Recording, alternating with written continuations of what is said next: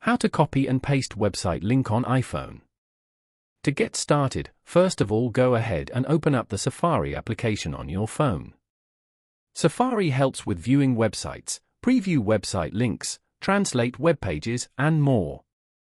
Once you're on the web page, tap the address bar at the bottom of the screen. The full URL will be highlighted. From the menu that appears, tap on Copy. Now that the link is copied, go ahead and open up the Messages app. Open the conversation you want to paste the website link on. Tap the text field and select Paste from the pop-up menu. The link will be pasted into the text field. Once you are done, click on the Send button to send the pasted message. Following these steps, you can easily copy and paste a website link on an iPhone. Thank you for watching. Please leave a like if this tutorial helped you, or leave a comment below if you have any questions related to the video.